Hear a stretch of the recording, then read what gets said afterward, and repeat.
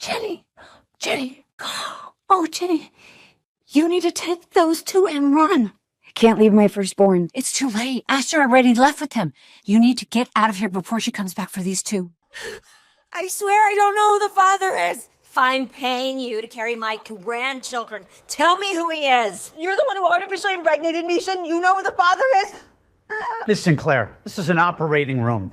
I'm gonna have to ask you to leave. I'm not leaving until I get answers. Do not lie to me, Jenny. Who is the father? Miss Sinclair, she's delivering. Please step back. Okay, Jenny, it's time to push. Upon seeing the baby, Jenny felt a warmth and love she couldn't ever imagine. Oh, stop. This boy is a Sinclair. I'm not going to let you put your dirty hands on me. Please, my baby, someone do something. Don't let her take my baby. Second one's coming. Okay, Jenny, I need you to take a deep breath and push. Oh my God, it hurts so much. I know, you gotta breathe through the pain. Push her. Oh, and beautiful baby girl. Okay, Jenny, one more time. Yo, push. Oh, it's a boy. They were the most beautiful little babies she had ever seen. But Jenny didn't trust the Sinclairs. She suspected their devious plans for her weren't finished. Jenny! Jenny! Oh, Jenny! You need to take those two and run. Can't leave my firstborn. It's too late. Asher already left with him. You need to get out of here before she comes back for these two. And just like that, Jenny changed her identity. She was now Quinn Murphy, mother of two. Jenny left the country, determined to protect her babies. She worked hard to provide for them. But it wasn't enough. So she went back to college. She was always the bright one, and graduated early with honors. But Jenny still felt incomplete. The thought of her firstborn's well-being haunted her day and night. Don't let her take my baby.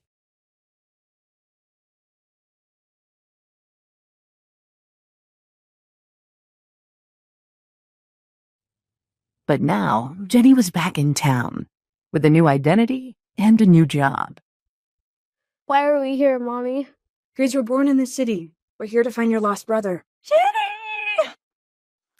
I'm so happy to see you, Miss Simpson. Miss Nora Simpson had been a loyal part of the Monroe family since Jenny was a child, even when the Monroe business fell apart and Jenny's fiancé left her. Miss Simpson stayed by her side. Jenny! Sammy! Mommy, is that you? Jenny was geeky and unimpressive, someone who would get easily lost in the crowd. But Quinn Murphy was the opposite. She radiated confidence. Mommy, can we go to the zoo? I promise I'll take you to the zoo. But first, Mommy has to go meet with her new boss. Keep an eye on Denny's jacket. He loses everything. Oh, no problem. Good luck today. I'll have a homemade feast for you when you get home. Jenny was joining the Roosevelt Hospital as a neurosurgeon, the same hospital where she gave birth 6 years ago. Quinn Murphy. Welcome to Roosevelt's Neurology Department.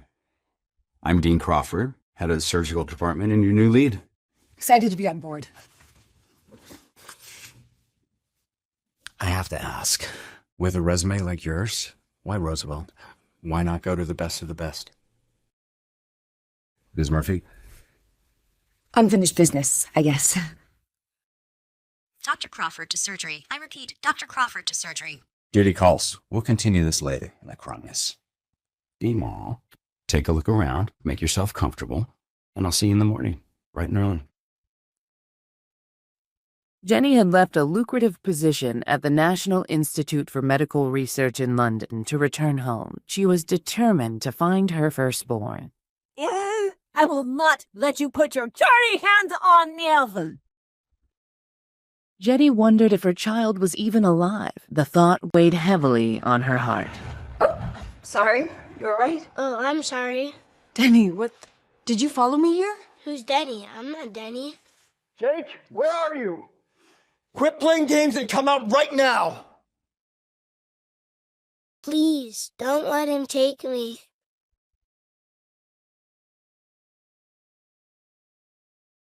What do you mean my son was kidnapped from the hospital? Mr. Smith, I can explain. I can't explain shit! You had one job, to look after Jake. What am I gonna tell his mother? He went to the restroom during his medical checkup and he just disappeared. Review the security footage. And find my son. I'm on my way right now. Yes, sir. I'm on it. Find Jake, or I won't just fire you. I will kill you myself!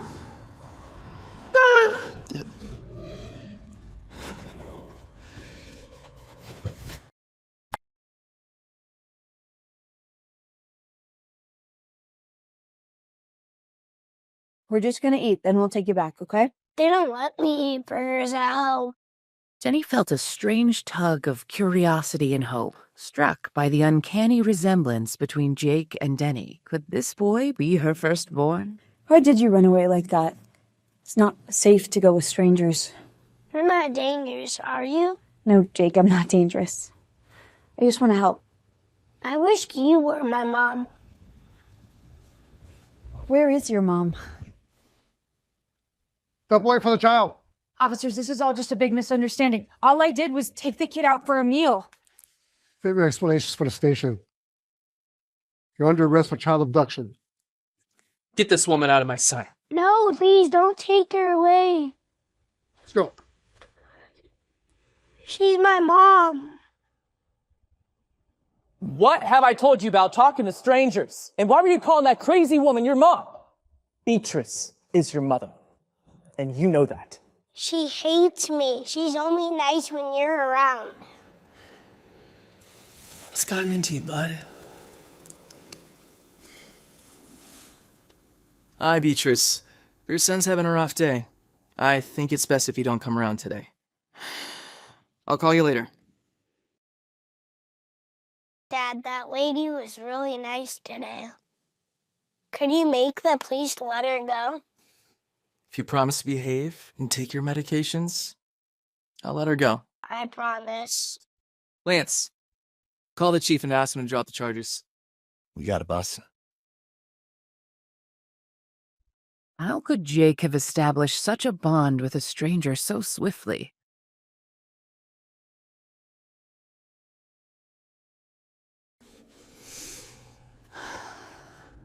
Hey, are you all right?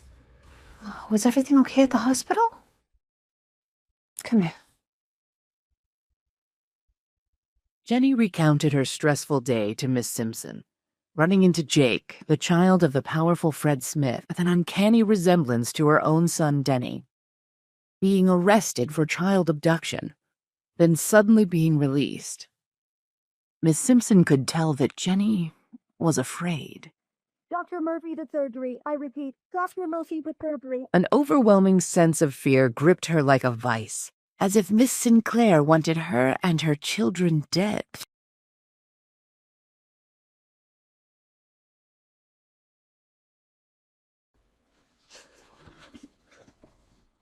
We need to talk. Dr. Crawford, I can explain. It's all just a big mix-up. That's all been taken care of. Mr. Smith didn't know you were a doctor in this hospital. In fact, you're going to be treating Jake from now on. He'll be here any moment. What is Jake being treated for?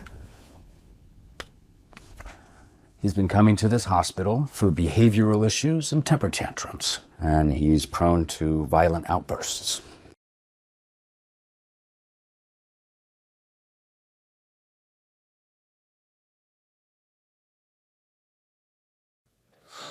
They're here. I was worried I would never see you again. Hi, sweetie. Mr. Smith, allow me to introduce our new neurosurgeon, Dr. Quinn Murphy. Fred felt something as he shook hands with her, but he couldn't quite grasp what it was until finally it hit him. He had met Quinn before. Does Fred know more than he was letting on? Will the truth come out about Jenny's past? I apologize for the misunderstanding. My assistant thought you were some random lunatic and not our new doctor. Quite all right, Mr. Smith. Hop on up and we'll begin the exam. We'll leave you to it then. Will you take me to burgers after the zoo? We'll talk to your dad about it, but first I have to ask you a few questions, okay? So I read your chart, outburst, medications. Is something bothering you, Jake? Is everything okay at home? I just get really mad because of my mom. She's not really my mom, and she's mean to me when no one's around. She hates me. All right, Jake, I believe you. I'm gonna ask you an important question, and I want you to answer it honestly. Can you do that? Does your mother ever hurt you? Jenny's heart broke upon hearing this. She knew what she had to do. She needed to immediately convene with Dr. Crawford to gauge whether the situation was serious enough to be reported to authorities. I'll be right back. Can I speak to you in private? Something wrong with my son? I haven't done any neurological exams on the boy yet, but I just need to speak with Dr. Crawford. You haven't even examined him yet, and you already need your boss's help? Doc, is she even competent enough to treat my son? All right, calm down, Fred. I'm sure everything is... I need to know. I do not trust just anybody with my son. Is he okay, Miss Murphy? Quinn, it's okay. He's the father. What's going on? Jake seems to be under significant stress. It seems to be something going on at home. What are you accusing me of, Dr. Murphy? You think I'm torturing my own child? No, not you. Your wife. I need Dr. Crawford to tell me how to proceed in light of this information. We are legally required to report all abuse to the authorities. You're telling me you think my wife is abusive? I only know what Jake told me. This is outrageous. How dare this woman throw such allegations against my family? I will have your medical license revoked. Don't you care about your son's well-being, Mr. Smith? I did you a favor by coming to Dr. Crawford. Maybe I should have just immediately reported you to the authorities. I should have never dropped those charges against you. I'm taking my son home.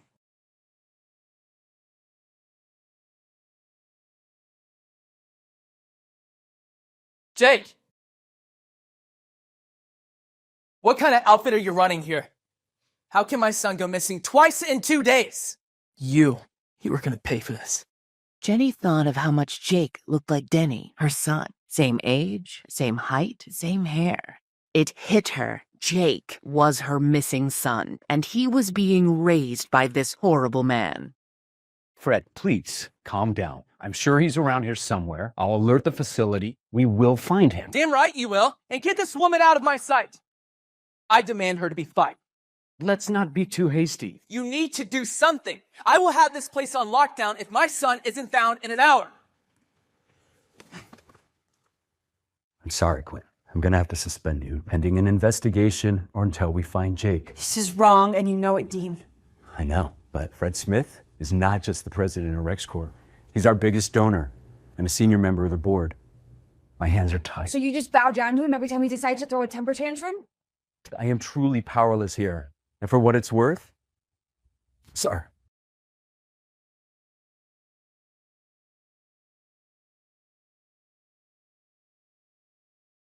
Attention all staff. We have a code verbal. Please be on the lookout for a lost child.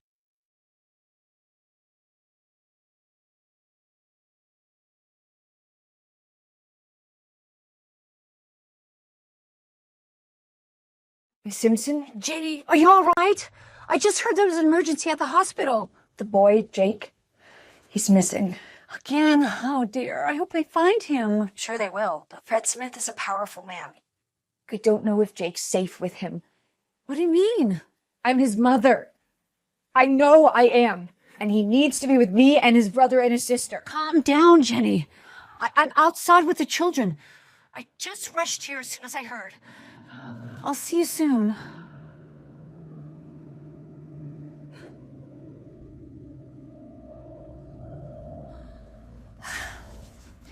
Your mom's coming now. Sammy, where's Denny? Looking for Mom. Denny! Jake! Can you stop running away? Gonna get in serious trouble. Let's get you home. Jake knew he should set the record straight and stop Fred from taking the wrong boy home, but he had wanted to get away from his father for so long. This was his chance. Denny! Denny! Denny! I'm not Denny. Come back to the car right away. You can't just wander off. I'm not Denny.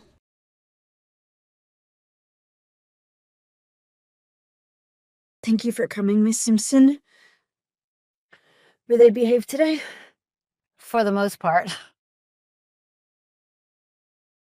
But Jenny had no idea that her firstborn son, the one that was taken from her, was sitting in her car instead of the child she'd raised all these years. But what would happen to Denny now that he was under the care of that terrible man? And worse yet, what would Fred do when he found out who Jenny really was?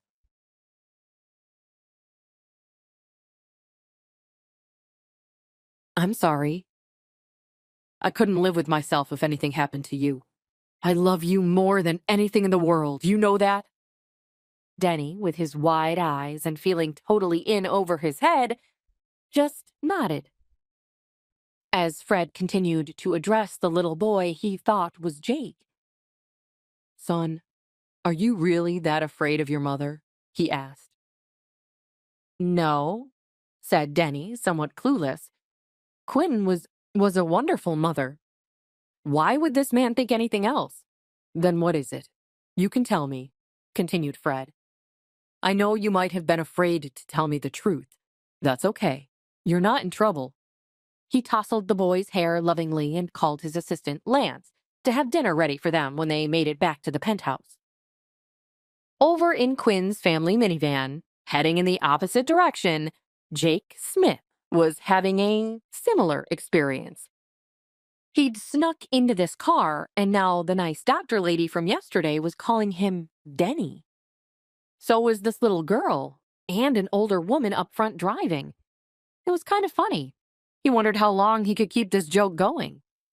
How about some chicken nuggets for dinner? Said Quinn, as Nora drove them to their house.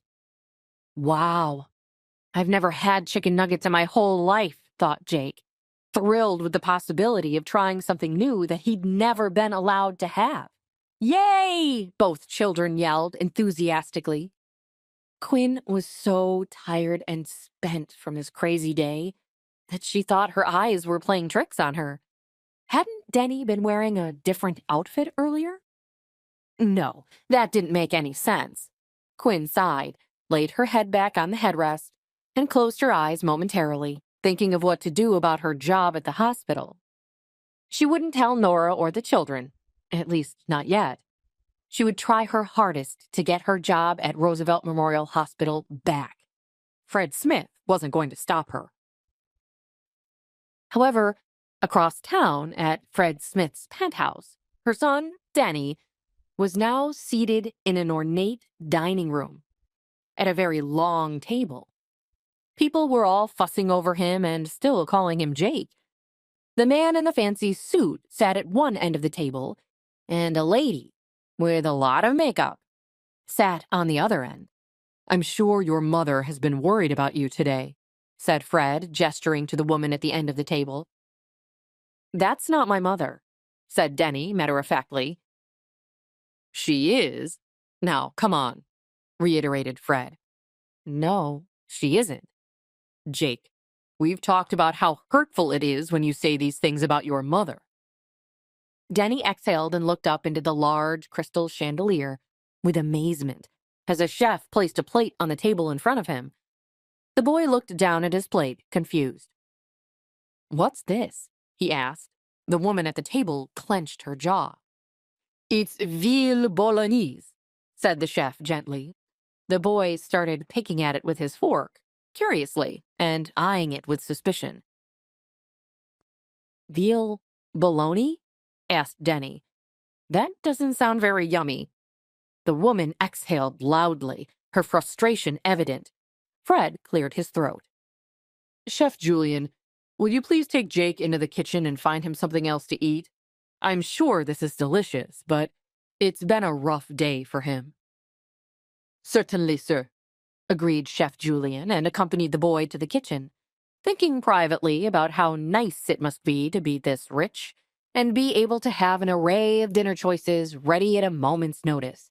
He ran away again, and now he's refusing to eat his dinner? Complained Beatrice. And he's still arguing that I'm not his mother.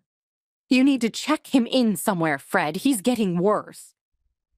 No thanks to you. Fred narrowed his eyes on his wife. I don't know what you're talking about, cooed Bernice, but I'm sure you will enlighten me. Do you know why he ran away this time? Boomed Fred. Because he's an incorrigible problem child with mental health problems? Said Bernice. No. I learned today that you have been hitting our son. Is that true? Oh, please. Even the Bible says if you spare the rod, you spoil the child. You may let him get away with turning his nose up at dinner and having Chef Julian cook him something new, but I certainly won't. You're turning the kid into a spoiled brat, Fred. That's why he acts like this. I had a leading neurologist say today that Jake's problem is psychological. His extreme distrust and fear of you are what's causing him to act out. And if you're hitting him, we never agreed to that. I believe what my son is saying, that he's scared. You believe him over your own wife, who carried him in her belly. You think I wouldn't know my own child? Said Beatrice, sounding wounded. If we're being completely honest, Beatrice, I took your word for it. I'd just seen you for Christmas, but almost right after, I went back overseas for the army. Then our truck was blown to bits by that roadside grenade. It's the last thing I remember about my time in Afghanistan. Do you have any idea what it was like for me? Being in a coma for 3 years after something like that? Well, neither do I. Because I was in a coma, Beatrice. And then I wake up, and surprise, I have a son? I've never questioned you about it, not once. But now, I have questions. Jake is right. You don't cuddle or kiss him or treat him like other moms treat their kids. You act like he's just some nuisance, an inconvenience. I can't believe what you're insinuating, said Beatrice. That's cutthroat, even for you, Fred. That's enough. Just stop, said Fred with an air of authority. Pack up your things, Beatrice. I'll have Max watch you to make sure you pack only your own belongings. You are to leave this penthouse immediately. You will never hit my child again. You'll be hearing from my lawyers. Fine. You'll be getting the bill, said Beatrice, standing up and tossing the chair aside with a crash. I always do, mumbled Fred, who had spent hundreds of thousands per year on spa treatments, clothes, plastic surgery, country club memberships, and more for this woman. I'll take you to the cleaners, said Beatrice. You can try, said Fred. But that will be awfully hard now that I have the chief surgeon from Roosevelt Memorial Hospital able to testify to the fact that you were abusing your son. You wouldn't, accused Beatrice. To protect my son? Of course I would. I would do anything for him.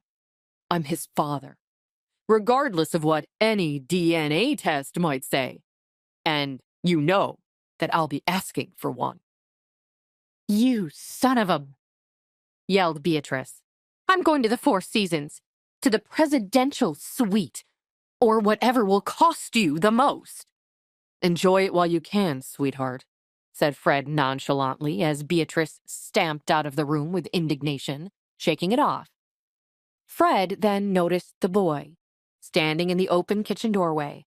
How would he explain all this to him?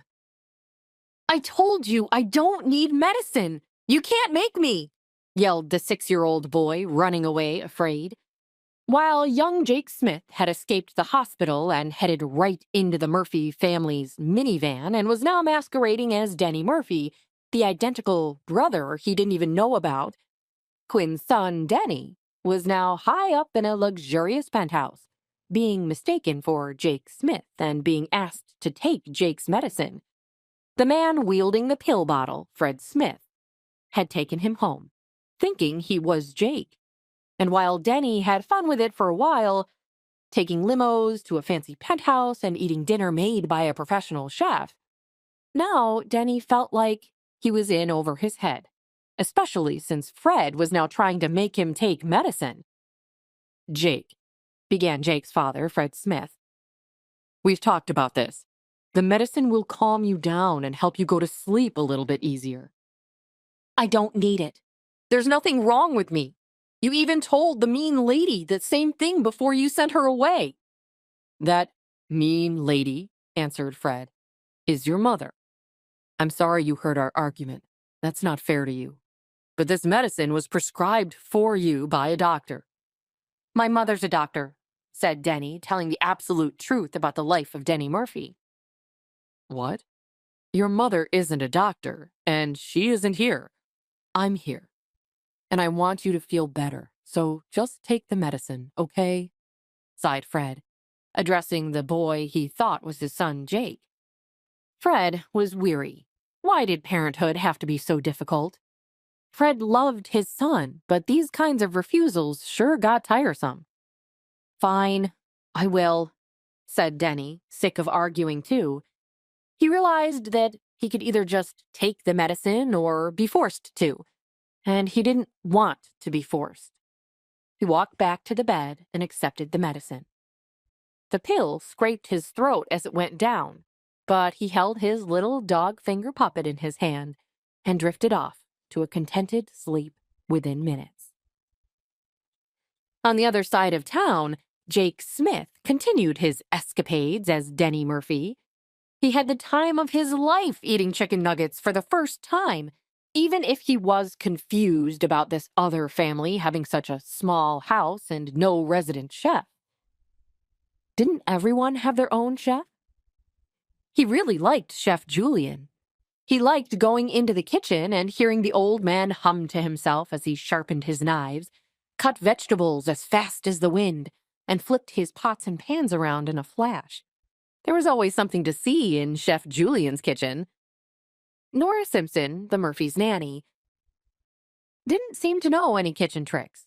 She had simply removed a bag of chicken nuggets from the freezer and toasted them in a small toaster oven. Jake couldn't believe how peculiar this was. Nanny, said Jake, aren't you going to chop anything really fast with your kitchen knives or do any cool tricks with your frying pan? Sammy Murphy, Denny's sister, laughed at this. Isn't there anything for me to stir or taste? Jake continued with disappointment. Began Nora, thrown by the boy calling her Nanny instead of Nora. No, I'm not going to flip frying pans around. That's not safe. I could drop them and hurt somebody or break the pan. Just eat your dinner, mister. You know we have an important day tomorrow. We are going to see about finding you and your sister a nice new school. I liked our old school, said Sammy sadly. I miss my friends. I miss the parks. I miss the red telephone boxes. Aw, honey, said her mother, Dr. Quinn Murphy, who had just appeared in the doorway after changing out of her work clothes. I know it's hard moving to a new place, but I promise you'll make new friends. We can go to Central Park and you'll see all kinds of exciting things that are way better than red telephone boxes. Do you mean it? Asked the girl a little skeptically, warming Quinn's heart. Absolutely, said Quinn. And tomorrow we are visiting a great new school to see how you like it. I know they have a dance studio and art classes, and maybe you can even learn a musical instrument. Would you like that? I want to play the drums, said Jake. Too loud, sweetie. I think the neighbors would prefer it if you chose a different instrument. I know I certainly would. So, no drums, no trumpet, no bagpipes. Aw, said Jake. Quinn started to tickle the boy, and he laughed.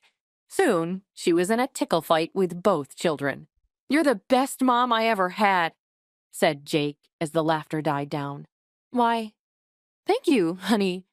I love you too, Quinn replied, her heart swelling with love for her children. but momentarily thinking again about the boy at the hospital, Jake Smith, and the possibility of him somehow being her long-lost firstborn triplet. Hey, I'm Jenny. If you're wondering what happens next, download the Pocket FM app now and listen to the exciting episodes of A Mother's Battle.